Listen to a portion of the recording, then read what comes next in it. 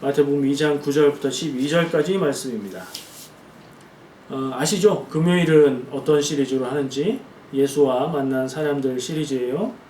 오늘은 어떤 사람들이 예수와 만났을까? 본문을 읽으면서 한번 찾아보시기 바랍니다. 마태복음 2장 9절부터 12절까지 말씀입니다. 우리 같이 한 목소리로 봉독합니다. 박사들이 왕의 말을 듣고 갈새 동방에서 오던 그 별이 문득 앞서 인도하여 가다가 악이 있는 곳 위에 머물러 서 있는지라. 그들이 별을 보고 매우 크게 기뻐하더라. 집에 들어가 아기와 그의 어머니 마리아가 함께 있는 것을 보고 엎드려 아기께 경배하고 보배압을 열어 황금과 유향과 몰약을 예물로 드리니라. 그들은 꿈에 헤롯에게로 돌아가지 말라 지시함을 받아 다른 길로 고국에 돌아가니라. 아멘.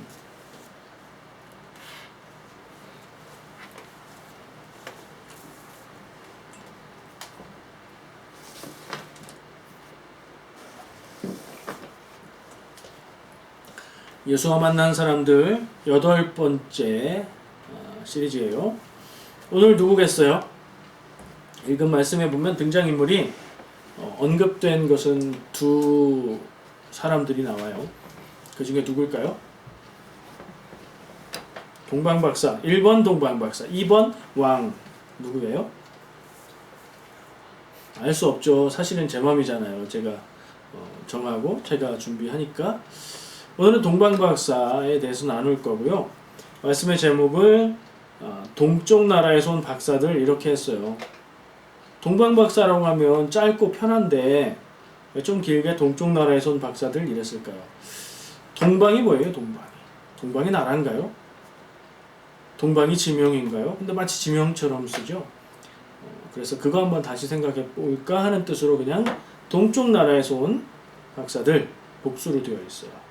그렇게 제목을 정했습니다. 오늘은 그 사람들 예수님 만났잖아요.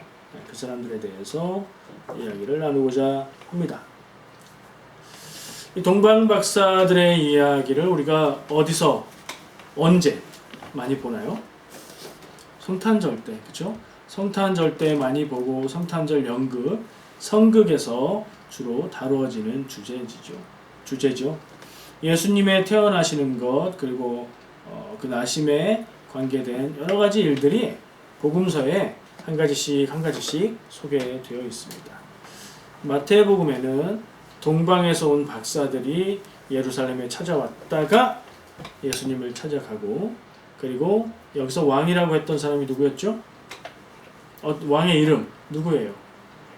헤롯 왕이에요. 헤롯 왕인데 예수님 태어날 때가 왕이 헤롯 왕인데 예수님이 나중에 죽으실 때 왕도 헤롯이죠. 근데 같은 헤롯이 아니에요. 그 아들이에요.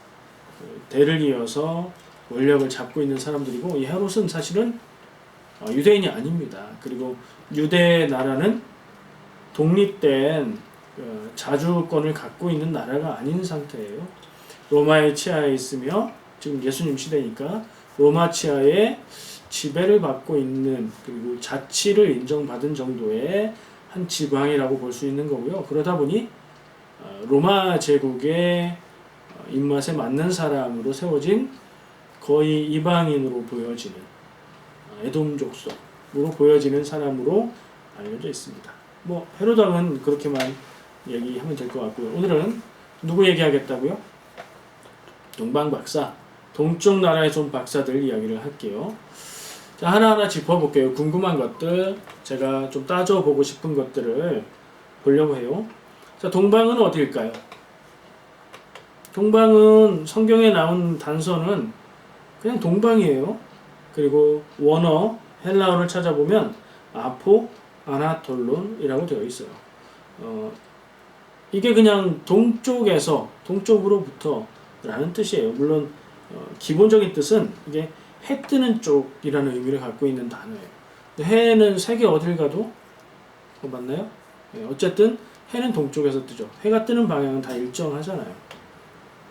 그러니까 이게 달라질 수 없는 방향을 나타내는 말입니다. 어떤 사람들이 예루살렘에 나타났습니다. 이 사람들이 제법 많았지 않았나 생각이 들어요. 이 사람들이 예루살렘에 들어올 때 소동이 일었다, 이렇게 기록을 하고 있거든요. 그리고 그 소동이 일었던 또 다른 이유가 있는데, 이 사람들이 예루살렘에 들어와서 우리가 유대인의 왕으로 나신 분을 경배하러 왔다, 이런 얘기를 하는 겁니다. 유대인의 왕? 유대 지역의 왕? 헤롯인데, 헤롯 왕인데, 이렇게 생각이 되어 있죠. 그리고 바로 헤롯에게 보고가 됐고, 이 동방에서 온 박사들은 헤롯을 만났어요. 그리고 얘기합니다. 우리가 별을 보고 유대인의 왕으로 태어나신 분이 날 것을 알았고, 그래서 그분을 경배하러 온 것이다. 그분이 어디 있는가라고 묻습니다. 몰라요. 유대인들은 아무도 모릅니다. 사실 유대인의 왕이라고 명칭이 된 것은 여러 가지 의미가 있는데, 첫 번째는 유대인들이 기다리던 메시아를 뜻하는 말이에요. 그리고 이방인들에게 있어서는 이 유대인의 왕이라는 표현이 유대인들이 메시아라고 얘기하는 기름 부음 받은 분이라고 말하는 구원자라는 의미로, 이방인들의 입장에선, 외국 사람의 입장에선 유대인의 왕이라고 부른 거예요. 결국에는 이제 예수님을 가리키는 거고, 구체적으로는 그 의미는 구원자. 그냥 헤롯처럼 유대 지역을 다스리는 권력자를 얘기하는 게 아니라 영혼의 구원자, 유대인들의 구원자, 온 세상의 구원자가 되실 분을 기다리는 거예요. 이 동쪽 나라에서 온 사람들은 외국인인데 어떻게 그걸 알았죠? 이게 시대를 아는 게 중요한데요. 예수님의 시대다 보니까 유다 나라는 어떤 상태예요? 아까 말한 대로 자기 주권을 갖고 있지 않죠? 이미 멸망한 상태예요. 바벨론에게 멸망했잖아요. 그리고 페르시아가 돌아가서 성전도 짓고 헤라에서 자치권을 인정받고 있는 상태긴 하죠.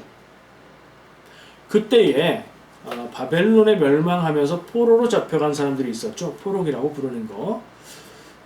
그 이후로 수많은 유대인들이 돌아온 사람들도 많았지만 외국 지역에서 살아가고 있었던 사람들이 많이 있었어요. 그래서 흩어진 사람들이라는 의미의 디아스포라 유대인이라고 부르는 사람들이 있었어요. 그 사람들이 어떤 지역에 이제 특별히 많이 있는 지역들이 있었고, 그 사람들이 그 지역의 문화에 영향을 줘서 이 유대인의 왕이라고 불리는 메시아, 구원자가 오실 것이라는 사상을 알렸어요.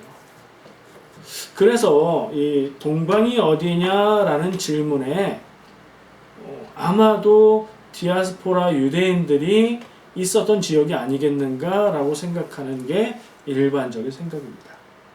그러나 이 동방 박사들이 왔다고 하는 동쪽 나라가 어딘지에 대한 단서가 전혀 없기 때문에 이곳저곳 다른 곳을 많이 이야기합니다.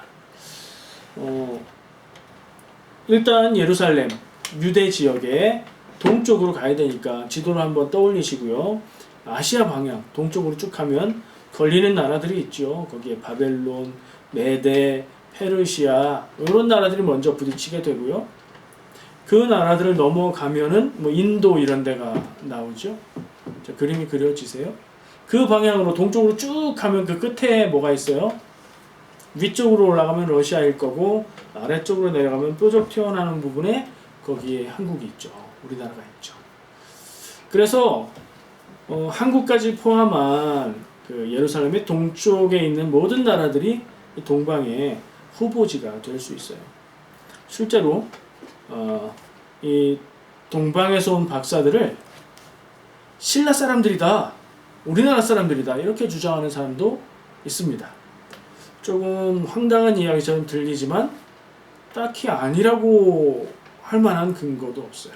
그러니까 동쪽에 있는 모든 나라들이 후보지가 되는데, 합리적으로 학자들이 추론하는 바는 아까 얘기한 대로 디아스포라 유대인들이 많이 있어서 그들의 문화를 잘 아는 지역으로 한정해서 페르시아나 바벨론이나 뭐 이런 데서 오지 않았을까, 그 정도로 짐작을 합니다.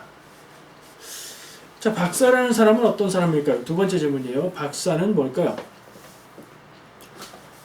지금 우리가 생각하는 박사하고 다릅니다.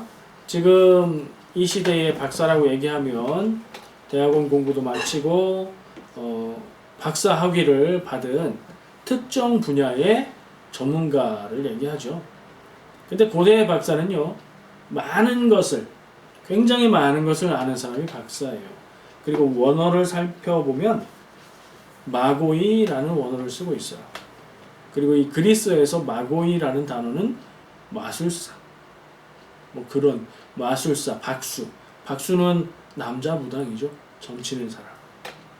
그런 사람들을 지칭하는 단어인데 그리스 시대에는 그런 의미로 쓰였지만 그 원뜻을 헤아려 보면 남을 기술로 속이는 마술사나 잡신을 모시고 점을 치는 박수 이런 정도의 수준이 아니라 이 사람들을 대하는 것이나 이 사람들이 멀리 외국에서 온 것이나 여러 가지를 종합해 볼 때 그리고 성경에서 언급된 이야기들을 볼 때 고위급 굉장히 수준 있는 높은 지위에 있는 박사다 이렇게 생각을 할 수가 있고요. 또 하나의 단서는 이들이 유대인의 왕이 태어난다는 사실을 어떻게 알았다고 했죠? 별을 보고 알았습니다. 별을 보고 연구하는 일들이 발달한 나라들이 있고 그 정도가 되려면 문명이 꽤 발달한 나라고 그 부분이 고대 세계에 있어서는 굉장히 권위를 갖는 그런 지혜와 학문을 겸비한 사람이라는 뜻의 그런 박사를 얘기하는 거예요. 고위 지식인 뭐 이 정도로 생각하면 될 거예요. 그런 사람들이 예루살렘에 찾아왔어요. 퀴즈 하나 내볼까요? 동방박사의 숫자는 몇 명이죠? 3명이요? 성경에 동방박사의 숫자를 3명이라고 쓴 데가 없어요. 찾아보면. 근데 3명이라고 생각해요. 보통. 왜 그러냐면 이 동방박사들이 예수님을 찾아가서 경배할 때 선물을 주잖아요. 그 선물이 3가지잖아요. 황금과 유황 아니에요. 유향과 몰약 이 3가지를 하죠. 그래서 성탄절 선국 때 보면 이 3가지를 한 명이 하나씩 드리잖아요. 그러다 보니까 동방박사는 자연스레 3명 이렇게 이미지가 굳어진 것 같아요. 실제로는 몇 명이다라는 언급이 없으니까 알 수 없어요. 그리고 박사들이라고 복수로 표현했으니까 한 명은 아니에요. 한 명 이상 몇 명인지 모르는 게 맞죠. 자, 이 동방에서 온 박사들, 이 사람들은 왜 예루살렘으로 왔을까요? 저는 이게 좀 의문이었습니다. 예루살렘에 그 사람들이 들어왔고 그래서 헤로드 왕을 포함한 많은 사람들이 유대인의 왕이 낫다고 하는 사실을 알고 생각하게 됐어요. 만약에 그 사람들이 예루살렘에 들르지 않고 바로 예수님한테 찾아갔으면 헤로드 왕은 몰랐을 거고 몰랐으면 예수님을 죽이려고 했으나 못 죽여서 그 동네에 2살 아래로 남자들을 다 죽여라 이런 유아학살 명령은 없었겠죠. 그런 참극도 벌어지지 않았을 거예요. 그래서 그런 의미에서 왜 이 사람들이 예루살렘으로 왔을까 하는 질문을 가져봤습니다. 여러분은 왜 이 박사들이 예루살렘에 왔다고 생각하세요? 왜 그랬다고 들으셨어요? 쭉 많은 그 내용들을 보면서 생각을 해봤는데 아마 이 사람들은 유대를 알고 있었고 그리고 유대의 수도가 중심지가 예루살렘인 것을 알고 있었던 것 같아요. 그러다 보니까 유대인의 왕이 나신다는 내용을 알았고 별을 통해서 그러니 유대인의 왕은 예루살렘에 있을 것이다 라고 생각했고 바로 예루살렘으로 찾아온 것 같아요. 그리고 나서 그런 순서니까 당연히 유대인의 왕으로 나시니가 어디 있습니까? 라는 물음을 물었던 거겠죠. 유대인들은 당연히 알겠지 라고 생각한 거 아니겠어요? 근데 이 사람들이 예루살렘을 떠나서 다시 예수님을 찾아갈 때는 그 별을 다시 보고 찾아간다는 얘기가 기록이 되어 있어요. 그래서 별을 보고 따라서 유대 지역까지 왔는데 예루살렘 근처에서 별이 안 보이게 됐나 보다. 그래서 예루살렘으로 찾아왔나 보다. 이런 상상을 하는 거예요. 자연스럽게.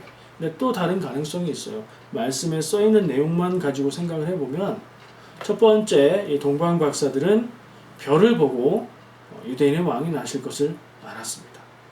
별을 봤어요. 그리고 두 번째 예루살렘에 찾아왔어요. 이것을 별을 보고 찾아왔다는 내용이 없으니까 그걸 뺄 수 있어요. 그러니까 유대인의 왕이 태어난다는 사실은 별을 보고 알았고 유대인의 왕이니 예루살렘에 있겠지 하고 예루살렘으로 바로 왔을 수도 있다는 거죠. 그리고 나서 거기에서 예수님을 찾지 못하고 길을 다시 나섰는데 자기 나라에서 봤던 동방에서 보았던 그 별이 다시 나타나서 그 별을 보고 예수님이 계신 곳까지 별을 따라서 갔다라고 말씀이 기록하고 있어요. 그러니까 왜 예루살렘에 왔을까를 생각하면 유대인의 왕을 찾아서 예루살렘에 왔을 것이다 라고 생각하면 다르지 않을 것 같아요. 그 별을 따라오다 길을 잃고 예루살렘으로 갔어도 그 별을 잃고 예루살렘으로 갔어도 그리고 애초부터 예루살렘을 목적지로 삼았어도 유대인의 왕을 경배하기 위해서 중심지인 예루살렘으로 왔다 라고 생각하면 맞는 얘기가 될 것 같습니다. 자, 그러면 이 별은 뭘까요? 여러분 어떻게 생각하세요? 저는 말씀을 읽으면서 별을 보고 유대인의 왕 구원자가 나실 것을 알고 진짜 그랬을까? 이런 의문이 들었고요. 별이 사람들의 길을 인도했다고? 그럴 수가 있을까? 그런 생각을 하게 돼요. 왜냐면 알잖아요. 우리의 상식으로 별이 어떤 것인지. 하늘에 매달려서 길 인도를 해줄 수 있는 움직이는 게 아니잖아요. 우주의 행성과 항성들의 운행에 의해서 어두워지면 빛을 내는 별들이 보이는 거죠. 어떻게 보였을까요? 동방에서 유대인의 왕이 날 것이라는 것을 알 때는 별이 어떻게 되는 것을 보고 그것을 알았을까요? 어떤 징조로? 그런 설명은 없잖아요. 그리고 예루살렘을 떠나서 예수님을 찾아갈 때 그 인도하는 별은 어떻게 했길래 그 사람들이 그 별을 따라갔을까요? 제일 쉽게 상상할 수 있는 게 별이 밝은 별이 되었나 보다. 유난히 밝은 별이 있어서 그 별을 보고 따라갔겠지. 왜냐하면 하늘에 있는 별을 보면 어떤 별은 흐리고 어떤 별은 밝으니까 밝으면 눈에 띄잖아요. 보통 그렇게 상상을 합니다. 그러나 성경의 별의 모양은 별이 어땠다는 얘기는 없어요. 별을 보고 알았고 별을 보고 따라갔다라고만 되어 있어요. 어떤 분은 여러 가지 과학적인 근거들을 대면서 별의 궤도가 이상하게 움직였을 것이다. 그런 설명도 하는 걸 들었어요. 어쨌든 그 부분은 우리가 그 당시에 있었던 것이 아니니까 상상할 수밖에 없는 것 같고요. 그 별이 무엇일까라는 질문을 이렇게 바꿀 수 있어요. 이 이야기 속에서 동방에서 박사들이 유대인의 왕으로 나신 분을 경배하러 오는 이야기 속에서 별을 보고 그것을 알고 별을 보고 그 길을 따라왔다는 게 무슨 말일까? 이 별이 상징하는 것은 무엇일까? 라고 질문을 바꾸면 굉장히 의미 있는 질문이 될 것 같습니다. 그렇게 질문을 바꿔서 한번 대답해 보실까요? 한번 생각해 보세요. 이 이야기 속에서 이 기록 속에서 별은 무엇을 의미할까? 다른 나라의 동방 나라의 지식인들이었던 이 사람들이 하늘을 늘 관찰하고 별을 보다가 유대인의 왕이 나셨구나 이것을 알게 되고 어디로 가야 될지 갈 길 모르는 상황에서 별을 보고 바른 길을 찾아갔다는 거 아닙니까? 이 별은 무엇을 의미하는 거예요? 하나하나 추려보죠. 좋은 거예요? 나쁜 거예요? 우리를 속이는 겁니까? 우리를 진실로 인도하는 것입니까? 진실로 인도하는 거죠. 동방 박사들이 예수님의 나심을 알았고 예수님이 나신 곳을 찾아갈 수 있게 인도해 줬으니까 이건 좋은 거예요. 별의 역할은 좋은 겁니다. 좋고 나쁘고는 가려봤는데 그러면 그 정도 수준은 어떨까요? 그냥 유익한 정도, 도움이 되는 정도일까요? 아니면 진리를 알게 해주는 것일까요? 진리를 알게 해주는 그런 정도의 수준을 보여주고 있는 것 같아요. 그렇죠? 지혜자들이 별을 보고 메시아의 나심을 알고 그 메시아의 계신 곳을 인도함을 받았다. 한마디로 다른 말로 바꾸어도 뜻이 변하지 않는 말로 바꾸면 뭐라고 할 수 있을까요? 이 별은 하나님의 뜻이다. 이렇게 바꾸면 어색하지 않게 바꿀 수 있지 않을까요? 하나님의 뜻을 보고 바라보고 하나님의 구원의 역사에 그 구원자 되신 분이 이 세상에 오시는 것을 깨닫게 되는 사람들의 이야기. 하나님의 인도하시는 그 인도하심을 따라서 갈 곳 모를 때에 바른 길로 찾아갈 수 있었던 사람들의 이야기로 들으면 어떨까요? 그 별이 어땠냐? 별이 밝게 빛났냐? 별이 이상하게 움직였냐? 도대체 무슨 별이냐? 이런 데 관심 갖는 것보다 그 답을 찾을 수 없어요. 그것보다 이 별의 인도함이 무엇을 뜻하고 상징할까 생각해 보는 게 훨씬 의미 있는 일 아닐까요? 동방에서 온 박사들은 별을 보고 중요한 사실을 깨달았고 별을 보고 길을 찾았다면 우리에게는 이 별을 바라본다는 것이 어떤 의미가 있을까 하는 생각을 한번 해보는 거죠. 별을 하나님의 뜻으로 바꾸어 본다면 우리도 살아가면서 하나님의 뜻을 바라보고 하나님의 일하심을 역사하심을 진리의 방향을 찾을 수 있는 것, 그런 의미를 새길 수 있을 것 같아요. 우리가 무엇을 해야 될까, 어떻게 해야 될까 갈 곳 몰라 방황하게 될 때에 하나님의 뜻을 보고 눈을 하나님의 뜻을 향해 바라본다면 어떻게 해야 될지 깨달아 알 수 있는 기준을 주시고 어디로 가야 할지 길을 안내해 주신다. 이렇게 생각하고 적용해 보면 어떨까 하는 생각을 합니다. 자, 제가 아까 얘기했던 또 다른 한 가지를 나눠보고자 합니다. 유아학살, 어린아이들이 죽었어요. 누구 때문에 죽었어요? 짓궂은 사람들은 예수님 때문에 죄 없는 2살 밑에 어린아이들이 싹 죽은 거 아니냐 이렇게 얘기할 수 있습니다. 여기에 대해서 몇 가지 생각나는 게 있어요. 첫 번째는 이런 일이 성경에 또 있었다. 구약 성경에. 언제요? 출애굽 때에 모세가 태어날 때도 있었습니다. 모세가 태어날 때에도 파라오가 이 히브리 사람들의 아기를 낳으면 남자아이면 다 죽여버려라 라는 명령을 내리죠. 그 유아학살의 명령 가운데서 살아남은 것이 모세죠. 그리고 하나님의 뜻에 따라서 하나님의 백성들을 인도하여 구원으로 이끄는 역할을 하지요. 모세가.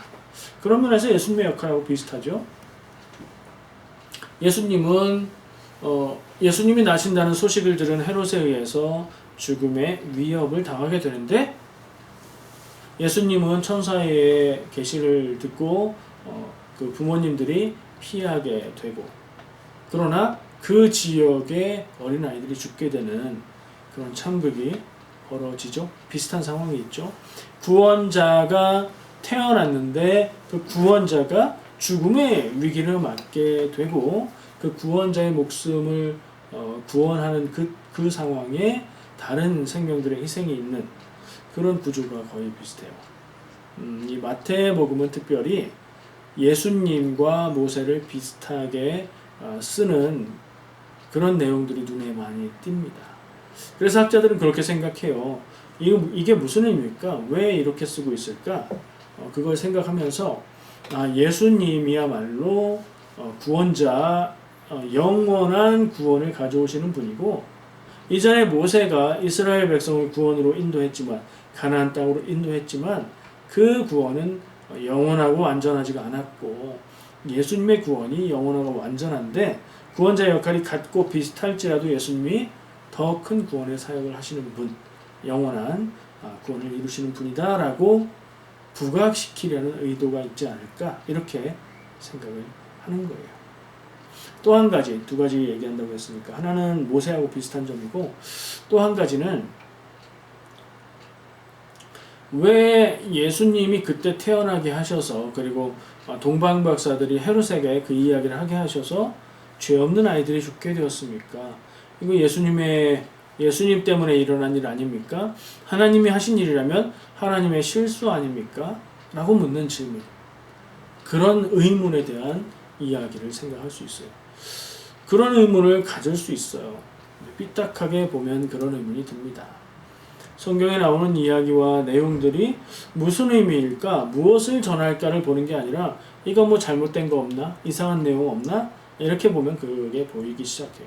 저는 그 질문이 뭐하고 비슷하게 느껴지냐면 창세기에서 아담과 하와가 선악과의 열매를 따먹는 불순종의 죄를 짓고 타락하고 에덴 동산에서 쫓겨나게 되고 그래서 인류가 고생하면서 살아야 되는 그 역사가 시작이 됐는데 왜 하나님은 선악과를 거기에 만들어 놓으셔서 아담과 하와를 유혹하게 허용하시고 죄를 짓게 하셨냐? 라고 질문하는 거하고 비슷하게 느껴져요. 성경이 말하는 게 그게 아니거든요. 인간이 죄를 짓는다. 인간이 고생하고 인간이 하나님 안에 있지 못하는, 인간이 온전하지 못한 이유는 인간의 죄 때문이다. 하나님 앞에 불순종하고 옳지 않은 것을 향해서 유혹되는 연약함, 어리석음 때문이다. 그 얘기인데 그걸 그렇게 질문하면 이야기를 엉뚱하게 듣는 거죠. 오늘 이 예수님이 태어나시는 이 순간에 어린아이들이 많이 죽게 된 이야기를 통해서도 보고 듣고 읽어야 할 부분은 내팽개쳐 두고 흠잡으려고 보는 것은 전혀 유익이 없어요. 그렇게 보는 관점입니다. 이게 어떤 의미일까? 예수님의 구원 사역의 희생으로 생각해야 될까? 어떻게 생각해야 될까? 이 성경이 무엇을 말하는 것일까에 초점을 두는 게 성경을 읽고 하나님의 음성을 듣는 좋은 방법이에요. 그것은 우리가 좀 기억할 필요가 있을 것 같아서 그런 생각을 좀 해보았습니다. 이제 결론을 내보려고 해요. 지금까지는 뭐 이런저런 얘기들을 쭉 나눴습니다. 예수와 만난 사람들이라는 주제에 맞추어서 결론을 한번 정리해봤어요. 지금까지 많은 사람들 혹은 뭐 그룹들을 이야기하면서 예수님과 만났다. 근데 지난주 말고 그 전주까지는 어땠어요? 예수와 만나면 어떻게 됐어요? 병이 치료되고 장애가 사라지고 구원받게 되고 막 이랬죠. 근데 지난주는 어땠어요? 지난주 기억 안 나세요? 예수님의 동네 사람들, 나사렛 동네 사람들 이야기였잖아요. 그 사람들이 예수님을 만났고 예수님의 복음 전파를 들었어요. 근데 그 사람들에게 구원이 임했나요? 그러지 않았죠. 예수님을 만났지만 구원이 없었던 사람들 이야기였죠. 자, 오늘은 어떻습니까? 이 동방박사들, 이 사람들의 특징이 있습니다. 정리해보면 하나님의 백성이 아니에요. 이방인이라고 부르는 사람들이에요. 그럼에도 불구하고 하나님의 백성들은 아무도 모르는데 이 사람들은 유대인의 왕, 구세주, 예수님이 나신 것을 알고 경배하러 왔습니다. 이게 굉장히 큰 대조를 이루고 있어요. 말씀에서 직접적으로 대조를 보여주진 않지만 이걸 읽다 보면 이게 크게 눈에 띄는 부분이에요. 예루살렘에 찾아와서 유대인의 왕으로 나신 분이 어디 있습니까? 라고 물었는데 아무도 몰라요. 유대인의 왕이 새로 났다고요? 우리 왕은 헤롯인데요? 이런 얘기를 하고 있어요. 정작 메시아를 기다리던 사람들, 메시아가 필요한 사람들은 누군데요? 유대인들이잖아요. 메시아가 올 것이다. 메시아가 오셔서 우리를 구원하시기를 주여 어서 오시옵소서 막 이러고 기다렸던 사람들은 예수님이 나실 때 몰랐어요. 전혀.